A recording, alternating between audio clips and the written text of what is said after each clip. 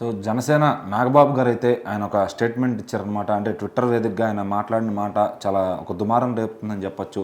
చాలామంది social media fans అందరూ కూడా దానికి ఒక డిఫరెంట్ రియాక్షన్స్ ఇస్తున్నారు. ఆయన ఏమన్నారంటే, మన ఛాంపియన్ ట్రోఫీ గెలిచినప్పుడు 12 ఏళ్ళు తర్వాత ఈ ఛాంపియన్ ట్రోఫీ అనేది వచ్చింది.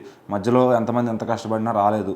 అదేవిధంగా జనసేన కూడా 12 ఏళ్ళు పాటుపడి 100% స్ట్రైక్ రేట్తో గెలిచింది అని చెప్పి ఆయన అయితే స్టేట్మెంట్ ఇచ్చారంట. అంటే ఇండియా టీం విజయాన్ని ఆయన జనసేన విజయాన్ని ఈక్వల్గా కంపేర్ చేసి మాట్లాడతాం.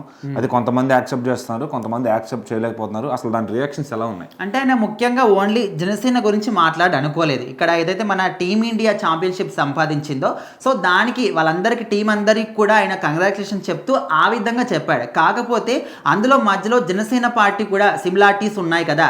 సేమ్ వాళ్ళు ఏ విధంగా కష్టపడి 12 ఏళ్ల తర్వాత సంపాదించారో అదే క్రమంలోనే ఇక్కడ జనసేన పార్టీ కూడా 10 సంవత్సరాల పాటు కష్టపడి ఒక్క ఎమ్మెల్యే కూడా లేకుండా ఇప్పుడు ఇంత 100% స్ట్రైక్ రేట్తో గెలుపొందని రెండింటిని కంపేర్ చేస్తూ ఆయన మాట్లాడడం జరిగింది. అంటే ఆయన పాయింట్ ఆఫ్ వ్యూలో అది కరెక్ట్గా ఉన్నప్పటికీ చూసే వాళ్ళకి ముఖ్యంగా క్రికెట్ లవర్స్ ఎవరైతే ఉంటారో వాళ్ళందరూ కూడా దీన్ని అపోజ్ చేస్తూ ఉన్నారు. అంటే మన కొన్ని వల్గర్గా మాట్లాడడం కూడా జరిగింది. అసలు మీరు ఏం ఆలోచిస్తున్నారో, మీరు మాట్లాడే మాటలు మీకన్నా అర్థమవుతున్నాయా?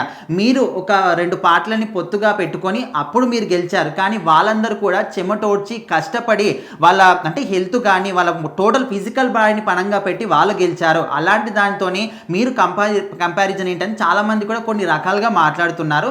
ఏదేమైనప్పటికీ ఇక్కడ క్రికెట్ తరపున మాట్లాడుతున్న వాళ్ళందరి తరపున అంటే వాళ్ళ పాయింట్ ఆఫ్ వ్యూలో అది కరెక్ట్, కానీ ఇక్కడ మాట్లాడుతున్నప్పుడు ఈయన పాయింట్ ఆఫ్ వ్యూలో ఇది కరెక్ట్. కాకపోతే కంపారిజన్ చేయడం మాత్రం కొంచెం తప్పని చాలామంది కూడా అంటున్నారు.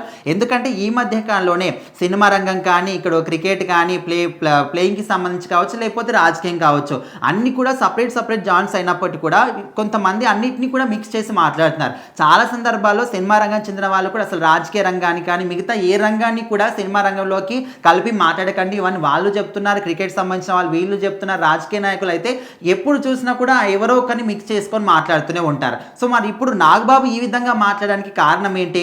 ఈయన కూడా ఏదైనా మనసులో పెట్టుకొని మాట్లాడుతున్నారా, లేకపోతే ఏదైనా ప్లానింగ్ చేస్తున్నారా, లేకపోతే దీన్ని ఉపయోగించుకొని ఇంకేదైనా సింపతి కానీ ఇంకా ఫాలోవర్స్ని పెంచుకోవడానికి చేస్తున్నారని ఇక్కడ రకరకాలుగా కామెంట్లు చేస్తూ ఉన్నారు. కాకపోతే ఇవన్నీ కామెంట్లో ఏమాత్రం కూడా నిజం లేదు. కాకపోతే ఆయన ఇక్కడ టీమిండియాకి కంగ్రాచులేషన్ చెప్తున్న క్రమంలోనే అరే సేమ్ ఇదే విధంగా జనసేన పార్టీ కూడా పవన్ కళ్యాణ్ కూడా కొన్ని సంవత్సరాల పాటు 10 సంవత్సరాల నుంచి కష్టపడి ఇంత మంచి విజయం సాధించాడు కదా అని రెండింటినీ కంపారిజన్ చేస్తూ ఆయన పాయింట్ ఆఫ్ వ్యూలో ఇది కరెక్టే కదా అని అనుకున్నాడు. కాకపోతే క్రికెట్ లవర్స్ అందరూ కూడా దీనికి అపోజ్ చేస్తున్నారు. సో మరి దీనికి నాగబాబు ఏమన్నా మళ్ళీ రియాక్ట్ అవుతాడా, లేకపోతే ఇక్కడ క్రికెట్లో ఉన్న వాళ్ళందరూ కూడా ఇప్పుడు రకరకాల కామెంట్లు చేస్తున్నారు. మరి ఆయన ఏమన్నా ఎక్స్ప్లెనేషన్ ఇచ్చిన తర్వాత వాళ్ళు కూడా కూల్ అవుతారా? వెయిట్ చూడాలి.